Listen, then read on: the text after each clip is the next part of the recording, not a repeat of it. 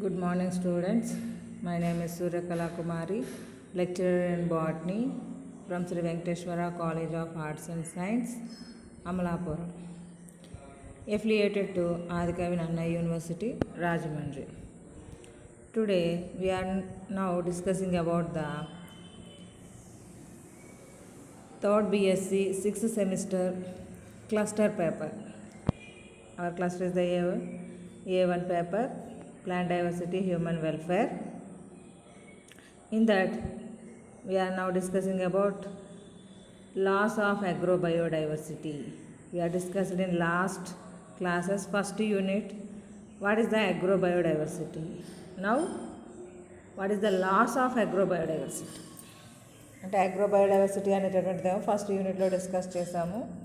అదే loss of agrobiodiversity అంటే మనం అగ్రోబయోడైవర్సిటీని అంటే అగ్రికల్చర్ బేస్డ్గా ఉండేటటువంటి ప్లాంట్స్ని లాస్ అయిపోతే ఏం జరుగుతుంది అనే దాని గురించి ఇప్పుడు ఈ క్లాస్లో డిస్కస్ చేద్దాం. మనకి అగ్రికల్చర్ అంటే మన ఇండియా లోపల అగ్రికల్చర్ అనేటటువంటిది బేసిక్ ఆక్యుపేషన్ అంటే అందరు మ్యాక్సిమం అంటే వ్యవసాయ ఆధారిత దేశం అని చెప్పేసి చెప్తూ ఉంటాం కదా, అగ్రికల్చర్ బేస్డ్ కంట్రీ అని చెప్పేసి. ఈ అగ్రికల్చర్కి సంబంధించినటువంటి అంటే అగ్రికల్చర్ అంటే మనకి సెరల్స్, పల్సెస్ లేకపోతే other plants, some of aqua కూడా ఇందులోనే ఉంటుంది మనకి.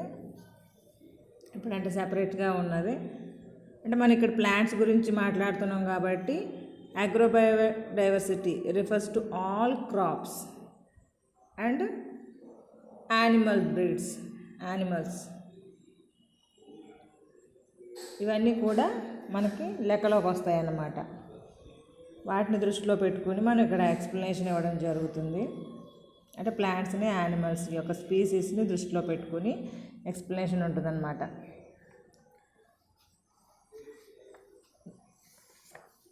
Traditional agriculture systems are finally interwoven with the social and cultural fabric of villages. Social and cultural fabric of villages. They could not withstand the far-reaching changes in land use, taxation, forest policy, and administrative structure brought about by the colonial government in the 19th and 20th century. అంటే మనకి traditional agriculture సాంప్రదాయక వ్యవసాయం అని చెప్పేసి చెప్తూ ఉంటాం. అంటే మన కల్చర్లో అంటే మనం మొక్కలు పెంచుతాం అంటే మన కల్చర్లో భాగం అది. అంటే మనకి ప్లాంట్స్ నుంచే all products are come from the plants, that is the basic. అలాంటిది ఆ మొక్కల్ని పెంచే విధానం అంటే ల్యాండ్ మీద ప్లాంటేషన్ చేసేటప్పుడు ఏ విధంగా చేయాలి, అలాగే ఫారెస్ట్ కల్టివేషన్ చేసేటప్పుడు ఇలాగ ఇవన్నీ కూడా కౌంటబుల్గా ఉంటాయన్నమాట.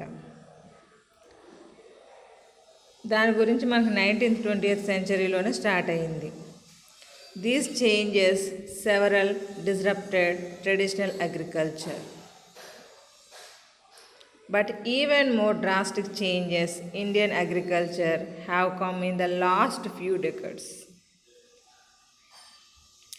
With the advent of the Green Revolution in the mid-1960s, a handful of laboratory-generated varieties have been promoted over vast areas, particularly in the plain of northern India. అంటే మనకి ఓల్డెన్ డేస్ నుంచి varieties అవన్నీ ఏమీ లేవు. అంటే మనం ఏదో cultivation చేసేవాళ్ళు అంటే మనకు కావాల్సినటువంటి మొక్కలను సెలెక్ట్ చేసుకొని కల్టివేషన్ చేసుకునేవాళ్ళు అంటే పంట పండించేవాళ్ళు. పంట పండించినప్పుడు ఏమవుతుంది, అందులో వచ్చినటువంటి సీడ్స్ని స్టోర్ చేసుకుని నెక్స్ట్ జనరేషన్ అంటే నెక్స్ట్ ప్లాంటేషన్కి యూజ్ చేసుకునేవారు. ఆ రకంగా కల్టివేషన్ చేసుకుంటూ ఉండేవారు అంటే మోస్ట్ ఆఫ్ ద ఫార్మర్స్. కానీ మనకి అంటే 19th 20th సెంచరీలో అలాగా ఉంటూ ఉండేది. తర్వాత ఏమైంది, మనకి కరువు కాటకాలని చెప్పేసి రావడం జరిగింది. అంటే జనాలందరికీ తిండి లేక జనాభా పెరిగిపోయి ఆకలితో చనిపోయినటువంటి రోజులు వచ్చాయి. అది ఎప్పుడంటే 1960 లోపల అప్పుడు మంచి కరువు కాటకాలు అనమాట. అలాంటి సమయం లోపల మన వాళ్ళు ఏం చేశారు, న్యూ వెరైటీ ప్రిపరేషన్కి తయారయ్యారు. అంటే with in short time that can produce the large amount of seeds అంటే అనే కాన్సెప్ట్ తోటి ప్లాంటేషన్ అంటే న్యూ వెరైటీని ప్రిపేర్ చేశారు. అప్పుడు మనకి ఎంఎస్ స్వామినాథన్ గారు జెనెటిక్ ఇంజనీరింగ్ అనే టెక్నాలజీని యూటిలైజ్ చేసుకుని that can utilise the genetic engineering process development of the varieties of the plants. అంటే మన రైస్ అండ్ వీట్ లోపల వెరైటీస్ని క్రియేట్ చేశారు. అంటే మనకి ఫిలిప్పీన్స్ నుంచి ఐఆర్ వెరైటీస్ని తీసుకొచ్చి అవి ఇక్కడ ఎస్టాబ్లిష్ అవ్వకపోవడంతో that is crossed with the local varieties and produced the new varieties in rice and wheat. రైస్లోను వీట్లోను తయారు చేయడం జరిగింది.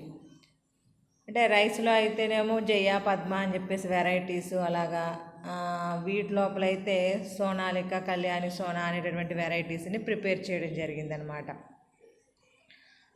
అంటే ఎక్కువగా నార్త్ ఇండియా లోపల అంటే మన నార్త్ ఇండియన్స్ ఏంటి రైస్ తినరు పెద్దగా, వీటిని యూటిలైజ్ చేసుకుంటారు ఎక్కువగా. ప్లేన్స్ ఏరియా లోపల అంటే ప్లేన్స్ అంటే మైదానాల లోపల మనకి పంటలు పండించడం జరిగిందనమాట. Inter cropping is replaced by the monocropping. A wide diversity of species is replaced by the handful of profitable ones. అంటే ఇప్పుడంటే ఓన్లీ వన్ క్రాపే వేసుకుంటున్నారు. అంటే రైస్ అంటే రైసే, వీట్ అంటే వీటు, తోటలకు వచ్చేటప్పటికి మ్యాంగోస్ తోటలు, గువా తోటలు, ఇలాగ స్పెసిఫిక్గా ఒకే పంట వేయడం మొదలుపెట్టేశారు. దానివల్ల ఏమైందంటే ఇంతకుముందు అయితే మల్టీ అంటే గట్ల మీద ఒక పంట, ఇన్నర్ లోపల ఒక పంట, అలాగా రకరకాలుగా వేసుకుంటూ ఉండేవారు అనమాట. కొన్ని అంతర పంటలు అని చెప్పేసి కొబ్బరిలో ఇప్పుడు స్టార్ట్ అయిందనుకోండి మళ్ళీ అలాగా మిక్స్డ్గా మల్టీ క్రాప్స్ అనేటటువంటిది వేసేవారు. అది పోయి మోనోక్రాపింగ్ అనేది వచ్చింది. అంటే ఒకే పంట వేసుకోవడం అనేటటువంటిది వచ్చింది. తర్వాత ఏమైంది, మనం నెంబర్ ఆఫ్ వెరైటీ స్పీసీస్ని కల్టివేట్ చేసేవాళ్ళు. అంటే సింగిల్ క్రాపింగ్ చేయడం ద్వారా అంటే మోనోక్రాపింగ్ చేయడం ద్వారా కొన్ని మొక్కలను మాత్రమే, కొన్ని ప్లాంట్స్ని మాత్రమే సెలెక్టబుల్గా అంటే ఫింగర్ టిప్స్ మీద లెక్క పెట్టేటటువంటి, ఇప్పుడు మనం చూడండి మన రైసు వీటు అని చెప్తున్నాం అంటే మేజర్గా అవే కల్టివేషన్ ఎక్కువ చేస్తున్నాం కాబట్టి. హ్యాండ్ఫుల్ ఆఫ్ ప్రాఫిటబుల్ వన్స్, కొన్ని మొక్కలు మాత్రమే ప్రాఫిట్ కోసం పెంచడం మొదలుపెట్టాం, మిగిలిన వాటిని వదిలేస్తున్నాం. Genetic diversity within the same crop species is replaced by a narrow genetic range of financially uncreatable అంటే varieties. అంటే మనకి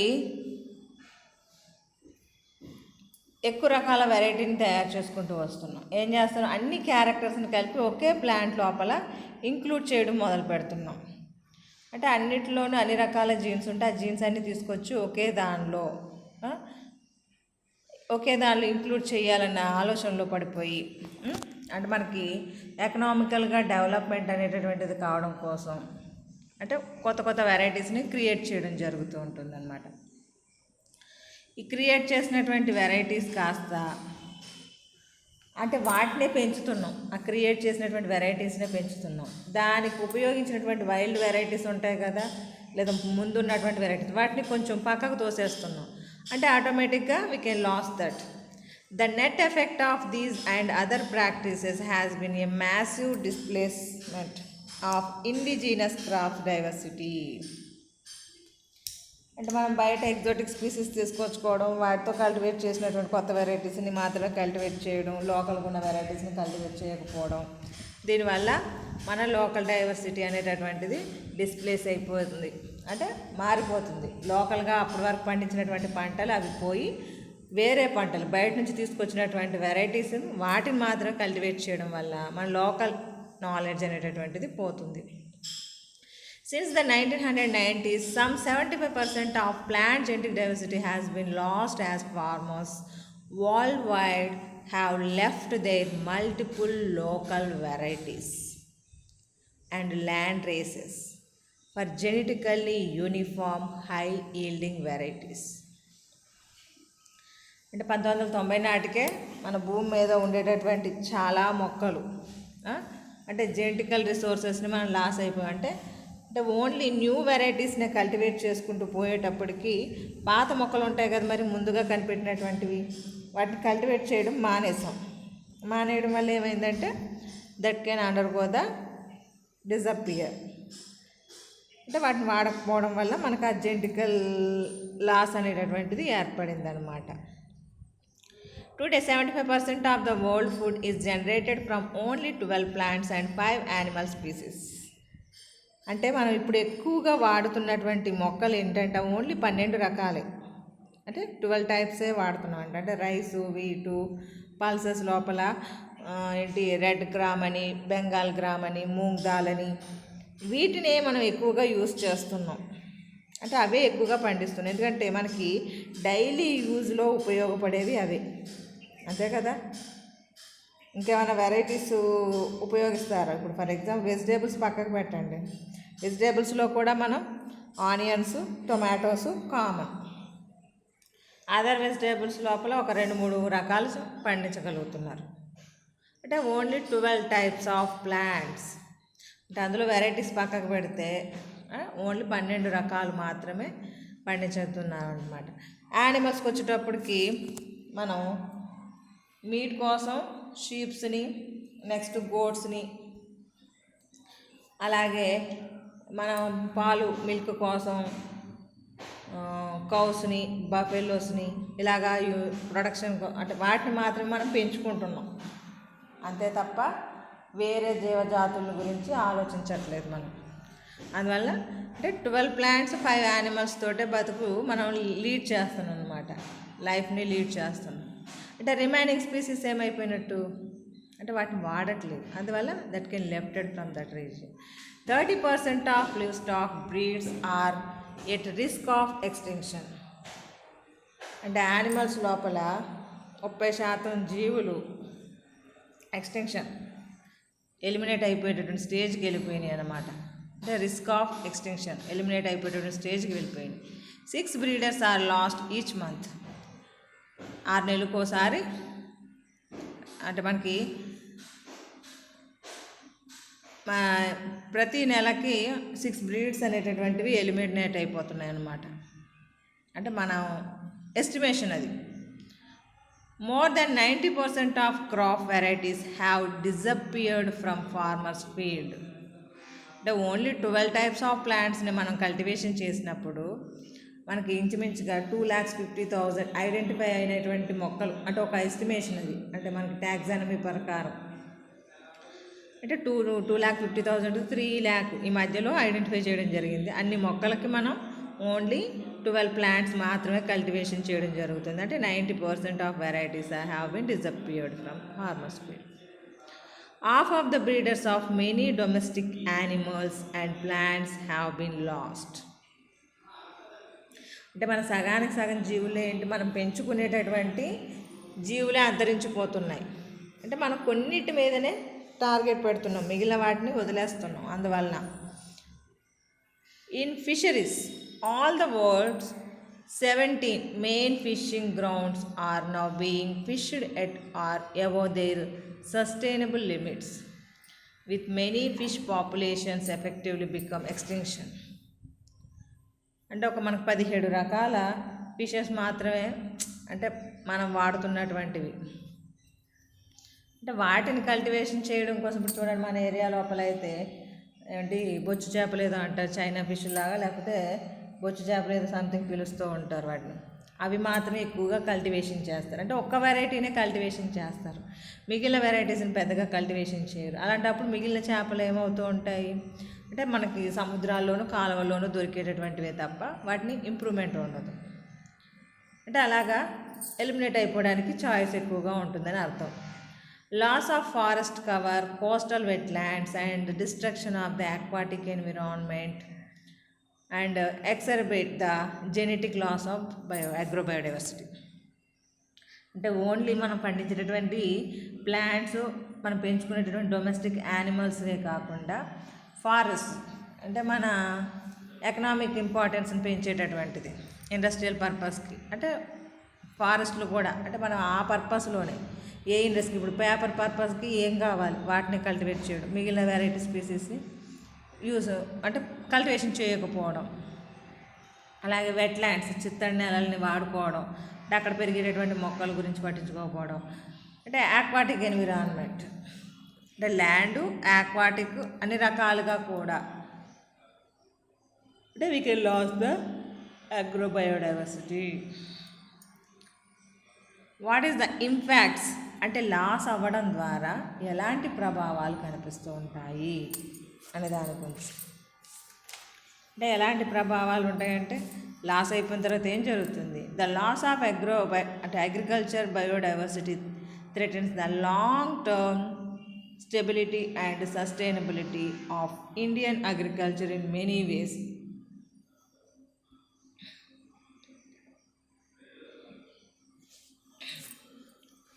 It erodes the genetic base on which scientists are depending for continuous improvement of crops and livestock. అంటే మన వాళ్ళు కొత్త కొత్త వెరైటీని తయారు చేసుకుంటూ పోతున్నారు కదా, పోతున్నప్పుడు ఆ కొత్తగా తయారైన వెరైటీస్ మీద మన అందరి టార్గెట్ ఉండిపోతుంది. అంటే దాని బేసిక్ అయినటువంటి ప్లాంట్స్ మీద మనకి టార్గెట్ ఉండట్లేదు. అందువల్ల ఏమవుతుంది, మన ఫోర్ ఫాదర్స్ లాంటి వాళ్ళు అనమాట అవి ఎలిమినేట్ అయిపోయేటటువంటి స్టేజ్కి వెళ్ళిపోతుంది. అంటే మన క్రాప్ ప్లాంట్స్లోను యానిమల్స్కి సంబంధించి అంటే ఇన్ ఫ్యూచర్లో మనం ఏంటంటే అవి మనకి మ్యూజియంలో పెట్టుకొని ఈ వెరైటీ పలానా అప్పుడు ఉండేదంట అని చెప్పుకునే స్టేజ్లోకి వెళ్ళిపోతున్నాం మనం. అంటే జెనెటికల్గా లాస్ జరిగిపోతుంది మొత్తం. The high yield varieties tend to loss their viability and productivity or become increasingly susceptible or pest or disease resistance అంటే pest or disease attacks within a few weeks. This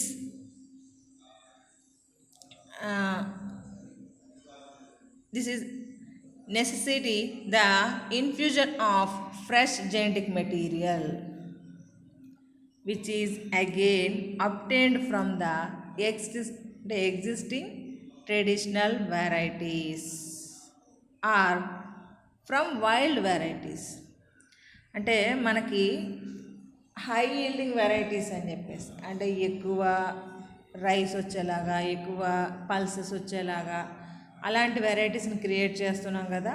అలా క్రియేట్ చేసేటప్పుడు ఏంటంటే దానికి viability అంటే reproduction చేసుకునేటటువంటి capacity అంటే ఆ plant నుంచి కొత్త మొక్కను ఉత్పత్తి చేసేటటువంటి సామర్థ్యాన్ని కోల్పోతూ వస్తున్నాయి. అంటే హైబ్రిడ్స్ అంటున్నాం. అంటే ఆ ప్లాంటేషన్ చేస్తేనే మనకి మొక్క వస్తుంది.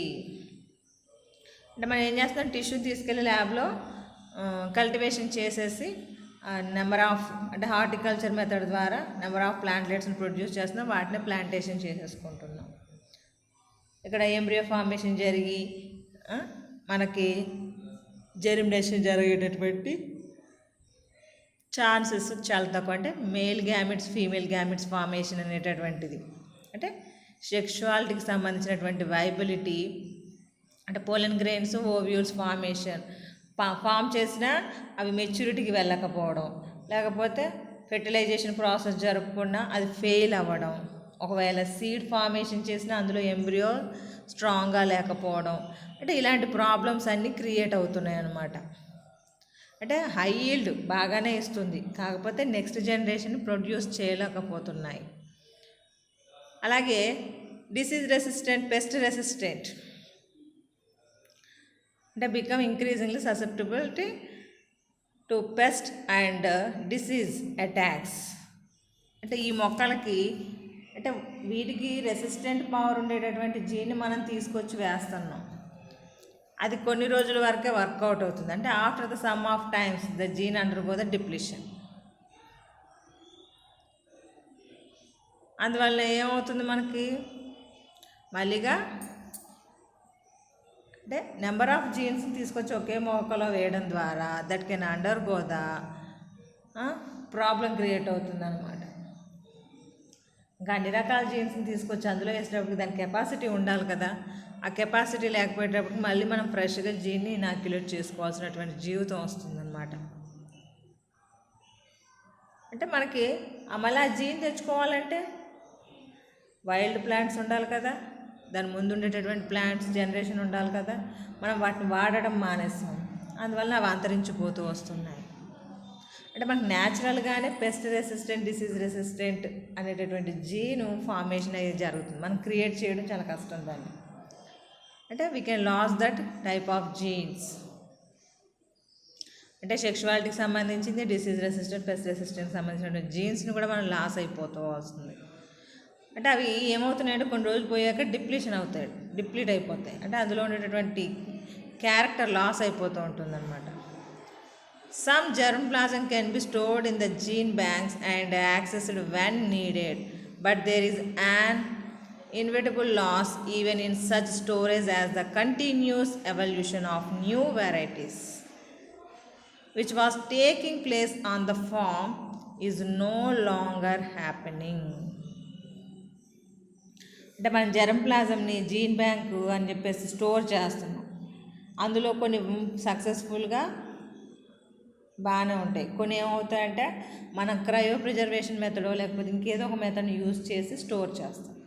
స్టోర్ చేసినప్పుడు అక్కడ ఉన్నటువంటి కండిషన్స్ అంటే లైట్, టెంపరేచర్, pH ఇవన్నీ ఫేవరబుల్గా లేకపోతే that can undergo the danger zone.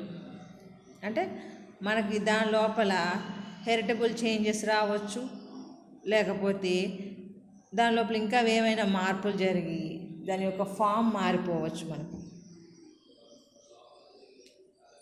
అంటే మనం జీన్ బ్యాంక్ లోపల ఏంటంటే అవసరమైనప్పుడు తీసుకుని వాటిని యూజ్ చేసుకోవడం కోసం స్టోరేజ్ చేస్తూ ఉంటాం. బట్ అక్కడ కూడా ప్రాబ్లం క్రియేట్ అవుతూ ఉంటాయి. అంటే అవ్వవు అని చెప్పలేము.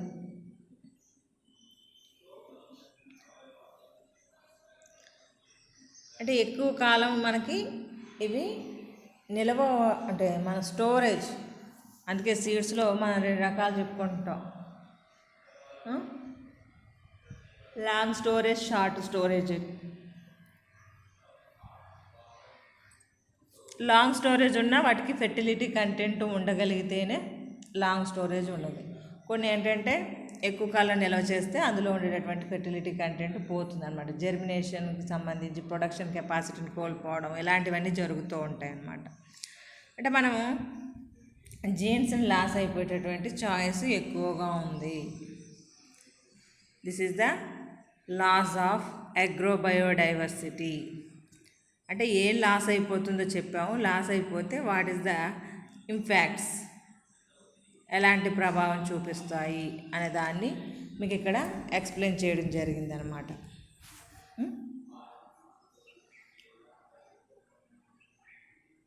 ఇది మనకి అగ్రోబయోడైవర్సిటీ, లాస్ ఆఫ్ అగ్రోబయోడైవర్సిటీ. ఇలాగ ఇంకో చిన్న షార్ట్ చెప్తాను. ఇక్కడ ఏంటంటే మనకి మేనేజ్మెంట్ ఆఫ్ ప్లాంట్ డైవర్సిటీ అని చెప్పేసి, అంటే ప్లాంట్ డైవర్సిటీని మేనేజ్మెంట్ చేయడం కోసం, అంటే సక్సెస్ఫుల్గా రన్అప్ చేయడం కోసం, అంటే బయోడైవర్సిటీలో ఉన్నటువంటి ప్లాంట్స్ అంటే all plants are equally present in that region అలా ఉండేలాగా చేయడం కోసం కొన్ని నాన్ గవర్నమెంట్ ఆర్గనైజేషన్స్ ఇన్వాల్వ్ అయ్యి అంటే conservation process, how to conserve the biodiversity అని చెప్పవచ్చు ఇండైరెక్ట్గా. అంటే ఆ పని చేయడం కోసం అంటే ఏర్పరచుకున్నటువంటి కొన్ని ఆర్గనైజేషన్స్ ఉన్నాయన్నమాట. అంటే అవి వాటి యొక్క పని ఏంటి, అంటే మేనేజ్మెంట్ ఆఫ్ ప్లాంట్ బయోడైవర్సిటీ. అంటే ఏం చేస్తాయి? Organisations associated with the biodiversity management. మనకి కొన్ని నేమ్స్ ఇచ్చారు. IUCN, UNEP, UNESCO, WWF, NBPGR అని చెప్పేసి కొన్ని నాన్ గవర్నమెంట్ ఆర్గనైజేషన్స్ గురించి ఇవ్వడం జరిగింది. దానిలో ఒక ఆర్గనైజేషన్ గురించి మనం డిస్కస్ చేద్దాం. అంటే ఫస్ట్ యునెస్కో అనేటటువంటి చాలా చిన్నది. అంటే ఎగ్జామినేషన్లో ఈ 5లో నుంచి మీకు ఒకటి ఉంటుందన్నమాట. అంటే మనకి ఇక్కడ 5 ఇచ్చారు. WWF అని, NBPGR అని, యునెఫ్ అని, అలాగే యునెస్కో అని వీటి గురించి ఇవ్వడం జరిగింది కదా. వీటిలో నుంచి షార్ట్కి అడుగుతున్నారన్నమాట. అంటే ఈ 5లో ఖచ్చితంగా ఒకటి షార్ట్గా ఉంటుంది దీనిలో నుంచి మనకి. అందుకోసం చెప్పేసి ఈ సంస్థల గురించి మీకు ఎక్స్ప్లెయిన్ చేయడం. యునెస్కో అంటే ఇది ఒక నాన్ గవర్నమెంట్ ఆర్గనైజేషను.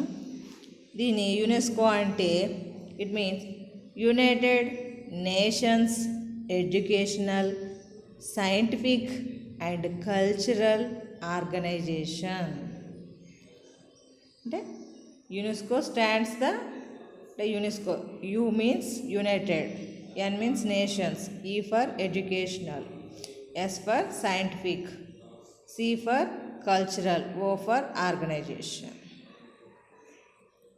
అంటే ఇది ఏ ఒక్కదాని మీద అని కాదు, ఎడ్యుకేషనల్ పర్పస్గా, సైంటిఫిక్ పర్పస్ మీద, అంటే సైంటిఫిక్గా ఉండేటటువంటి టెక్నాలజీకి సంబంధించి, కల్చరల్ ఆర్గనైజేషన్స్ సాంప్రదాయాల గురించి, అంటే వీటన్నిటి మీద కూడా అన్ని దేశాలని ఏకం చేసి వచ్చేటటువంటి ప్రాబ్లమ్స్ని సాల్వ్ చేయడం కోసం ఎస్టాబ్లిష్ చేయబడింది అన్నమాట యునెస్కో అనేటటువంటిది.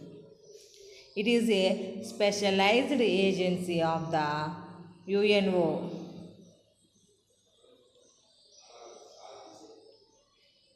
It came into the existence on November 4th, 1946. అంటే యునెస్కో అనేది ఒక ఏజెన్సీ. ఈ ఏజెన్సీ ఎప్పుడు ఏర్పడింది? November 4th, 1946. ఎక్కడ ఏర్పడిందంటే ఫ్రాన్స్లో. అంటే అన్ని దేశాలు కలిపి ఏర్పరచుకున్నటువంటిది. అంటే అన్ని దేశాల యొక్క ప్రాబ్లమ్స్ని సమన్వయం చేయడం కోసం ఏర్పరచుకున్నటువంటిది. Its head office is situated in Paris. యూరోప్లో ఉన్నటువంటి ప్యారిస్ లోపల ఈ యునెస్కో యొక్క ఆఫీస్, హెడ్ ఆఫీస్ అనేటటువంటిది అక్కడ ఉందన్నమాట. What is the functions? ఈ యునెస్కో ఏం చేస్తుంది? అంటే ఎడ్యుకేషనల్, సైంటిఫిక్, కల్చరల్ ఆర్గనైజేషన్ అన్నాం కదా. The main function of the agency is to contribute the peace, అంటే శాంతి అంటాం కదా, and security by promoting collaboration among the nations through education, science and culture. అంటే ప్రపంచ దేశాల లోపల శాంతిని నెలకొల్పడం దీని ముఖ్య ఉద్దేశం. దాంతోపాటు అంటే అన్ని దేశాలని ఒకే దాటి మీదకి తీసుకొచ్చి, అంటే ఎడ్యుకేషన్ పరంగా, సైన్స్ అండ్ టెక్నాలజీ పరంగా, కల్చర్ పరంగా వచ్చేటటువంటి వాటి మీద డిస్కషన్స్ పెట్టి ఎలా డెవలప్ చేసుకోవాలి దానికి సంబంధించి, అంటే ప్రాబ్లమ్స్ వచ్చినా దానికి సొల్యూషన్ చూపించడం కోసం ఏర్పడినటువంటిది అనమాట. So that the different states of the world many respect peoples, and that can prepare the success, rule of law and human rights and fundamental freedoms without distinction of sex, race, language of are religion. అంటే వీటన్నిటి మీద కూడా ఇది fight చేస్తుందన్నమాట. అంటే only బయోడైవర్సిటీకి సంబంధించే కాకుండా అంటే ప్రపంచ దేశాల్లో ఉండేటటువంటి నెంబర్ ఆఫ్ ప్రాబ్లమ్స్ మీద దిస్ వన్ ఫైట్. అంటే లాపరంగా ఉండేటటువంటి ప్రాబ్లమ్స్ గురించి, హ్యూమన్ రైట్స్ గురించి, అంటే ఇది మానవ హక్కులు అని చెప్పేసి అంటూ ఉంటాం కదా, వాటికి సంబంధించి ఫ్రీడమ్, ఫండమెంటల్ ఫ్రీడమ్స్, అంటే మేల్ అండ్ ఫీమేల్ అని చెప్పేసి వేరియేషన్స్ లేకుండా వాళ్ళకుండే రైట్స్ వీళ్ళకుండే రైట్స్ గురించి అంట. అలాగే లాంగ్వేజ్కు సంబంధించి భాషాపరమైనటువంటి ప్రాబ్లమ్స్, రిలీజియన్ ప్రాంతంగా పరమైనటువంటి ప్రాబ్లమ్స్, వీటన్నిటి లోపల అంటే ఇరు దేశాలని కూర్చోబెట్టి వాళ్ళ మధ్యలో ఉన్నటువంటి సమస్యని సాల్వ్ చేయడం కోసం ఇది ఎస్టాబ్లిష్ చేయబడింది అనమాట. అంటే ఇవన్నీ ప్రాబ్లమ్స్ని సాల్వ్ చేయడం కోసం ఇది ఉపయోగపడుతుంది. అలాగే it concentrates on developing understanding among nations. అంటే రెండు దేశాలు కొట్టుకుంటే ఆ రెండు దేశాల మధ్యలో సమన్వయం చేసి వాళ్ళు ఏ విధంగా అంటే డెవలప్మెంట్ చేసుకోవాలి వాళ్ళ కంట్రీని అనే దాని గురించి కూడా ఇది సలహాలు లాంటిది ఇస్తూ ఉంటుందన్నమాట. It collaborates in the work of advancing the mutual knowledge and understanding of the peoples through all means of mass communication.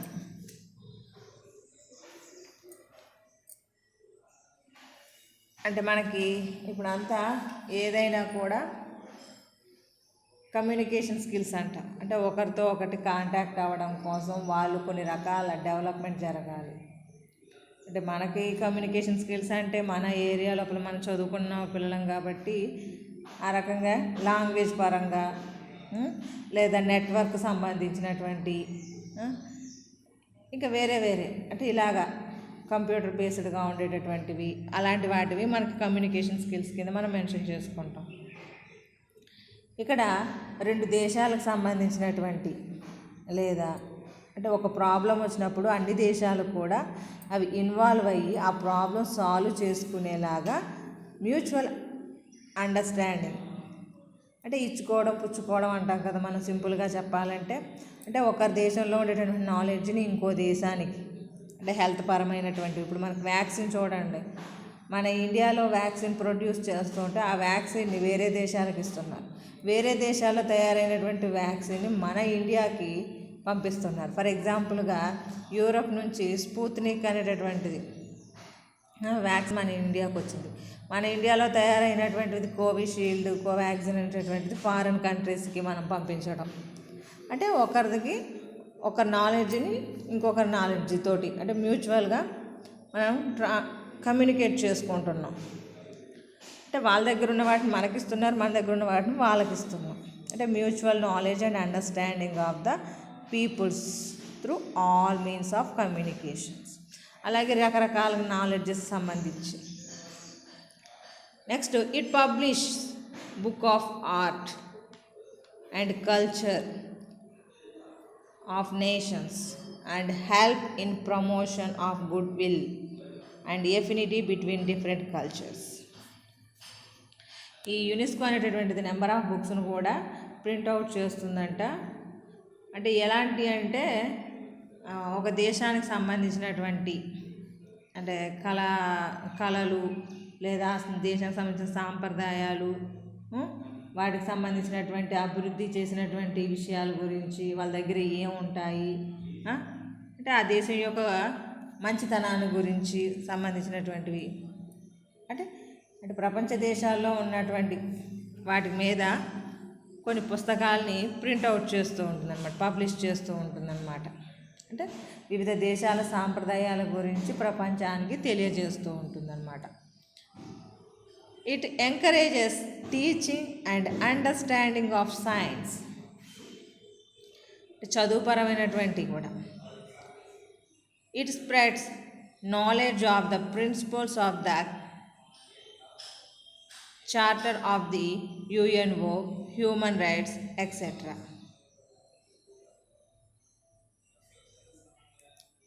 It exchanges experts in various countries, promote and help mass education. It helps in promoting educating standards and enrichment of culture. అంటే ప్రతి ఒక్క దేశానికి ఆ దేశం development జరగాలంటే ముఖ్యంగా చదువు అవసరం.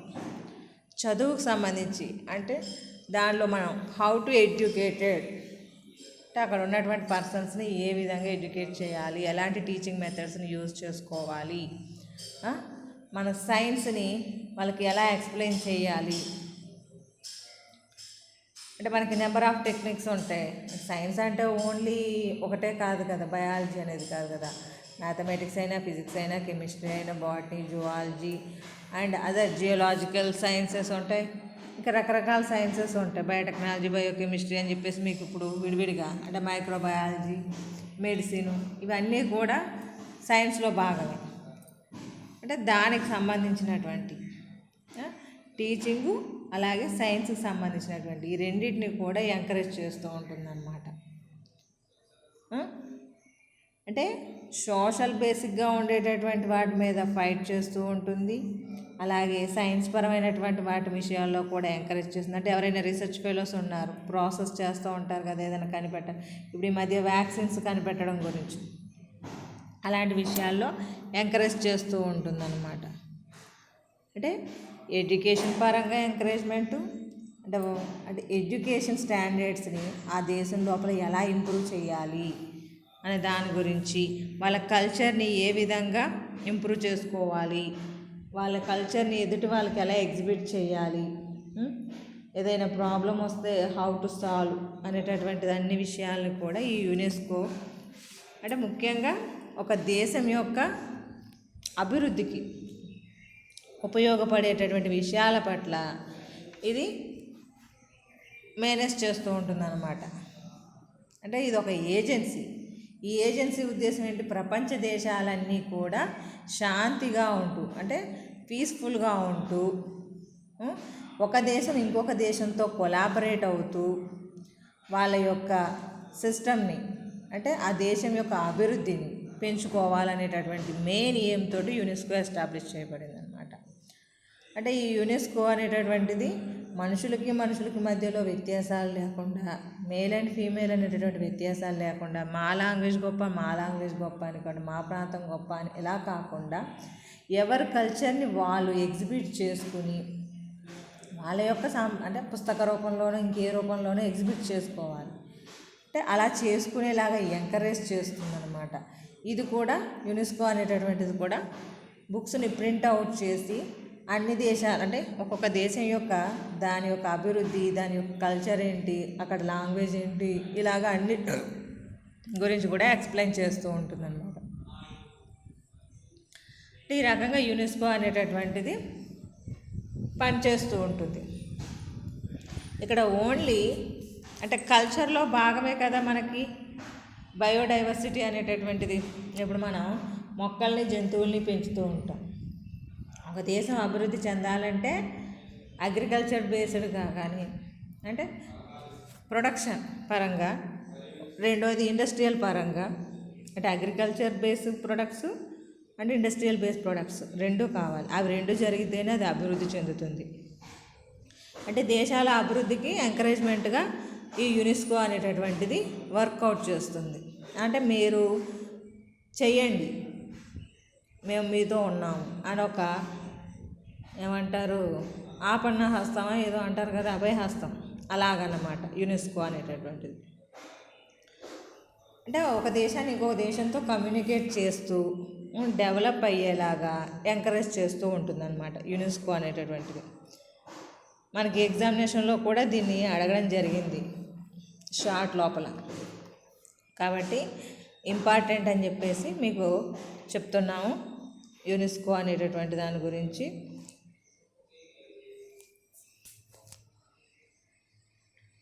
ఇలాగే కొన్ని ఇంకా ఉన్నాయి మనకి. యునెఫ్ అని చెప్పేసి అన్నాము, ఎన్బిపిజిఆర్ అని చెప్పేసి చెప్పాము, అలాగే డబ్ల్యూఎఫ్ అనేటటువంటిది, ఐయుసిఎన్, వీటి గురించి కూడా మనం నెక్స్ట్ క్లాస్లో డిస్కస్ చేద్దాం. అంటే ఇప్పుడు మీకు ఈ క్లాస్లో ఏం చెప్పాను? లాస్ ఆఫ్ అగ్రోబయోడైవర్సిటీ, అంటే అగ్రోబయోడైవర్సిటీ లాస్ ఏ విధంగా జరుగుతుంది, జరిగితే ఎలాంటి ఎఫెక్ట్స్ ఉంటాయి అనేది ఎక్స్ప్లెయిన్ చేశాను. నెక్స్ట్ మనకున్నటువంటి ఈ మేనేజ్మెంట్ ఆఫ్ ప్లాంట్ బయోడైవర్సిటీకి సంబంధించి మనకు సిలబస్ లోపల ఒక 5 సంస్థల పేర్లు ఇచ్చారు. వాటిలో ఒక సంస్థ యునెస్కో అనేటటువంటి ఏజెన్సీ గురించి మీకు ఎక్స్ప్లెయిన్ చేశాను. ఇది మనకి ప్యారిస్ లోపల అంటే ఫ్రాన్స్ లోపల 1946 నవంబర్ 4న ఎస్టాబ్లిష్ చేయబడింది యునెస్కో. ఇది ముఖ్యంగా ప్రపంచ శాంతిని కోరుకునేటటువంటిది. అందువలన అన్ని దేశాలని ఒకే దాటి మీద తీసుకురావడం, collaboration among the nations through education, science and culture. That is the main function of the UNESCO. This is the topic.